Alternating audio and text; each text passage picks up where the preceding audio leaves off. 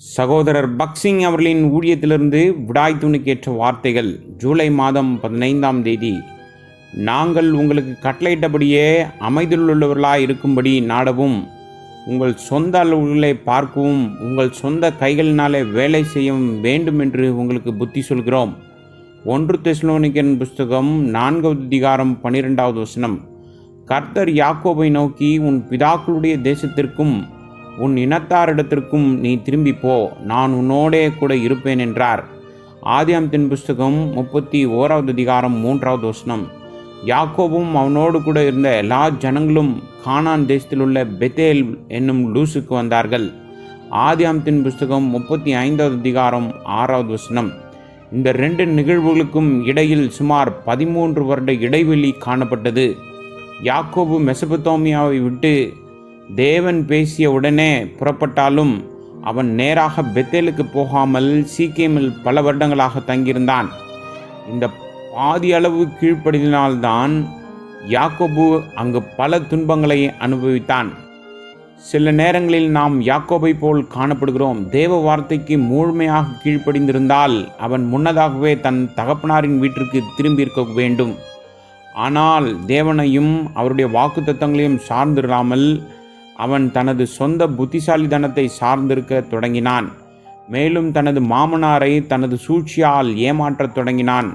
பலமுள்ள மந்தைகள் அனைத்தும் அவனுக்கும், பலவீனமானது லாபானுக்கும் இருக்கும்படி திட்டம் தீட்டினான். தன் பிள்ளைகளுக்கு ஐஸ்வர்யம் தேவை என்று தனக்குள்ளே திட்டம் தீட்டினான். அதனால்தான் பொய் சொல்லி லஞ்சம் வாங்குகிறோம். ஆனால் இத்தகைய வழிகளால் அவர்கள் எந்த ஆதாயத்தை பெற்றாலும் அது அவர்களுக்கு உண்மையான ஆசீர்வாதத்தையோ செழிப்பையோ மகிழ்ச்சியையோ கொடுக்காது. இதனால் யாக்கோபின் மந்தைகள் பெருகினாலும் அவனால் சமாதானமாகவே இருக்க முடியவில்லை.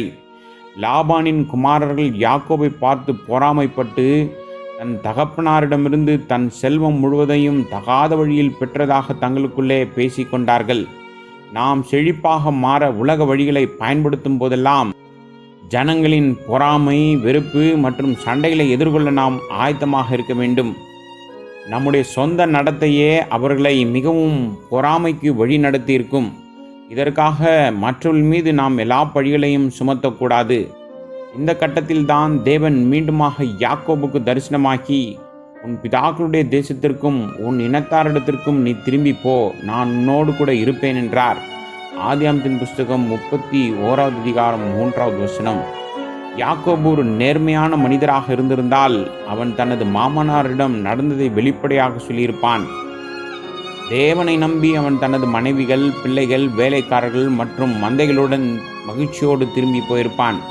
அதற்கு மாறாக லாபானுக்கு தெரியாமல் ரகசியமாக புறப்பட்டு சென்றான். யாக்கோபு தனது மந்தைகளை தவறான வழியில் அடைந்ததால் அவனது குற்ற உணர்ச்சியே அவனுடைய மனதில் ஒரு சங்கடமாக உணர்ந்திருக்க வேண்டும். இதனால் அவனுடைய விசுவாசம் பலவீனம் அடைந்தது. நீங்கள் சந்தேகத்திற்குரிய ஒன்றை செய்யும் போதெல்லாம் உங்கள் நம்பிக்கையில் பலமிழந்து சாத்தானுக்கு எளிதில் இரையாகி விடுவீர்கள்.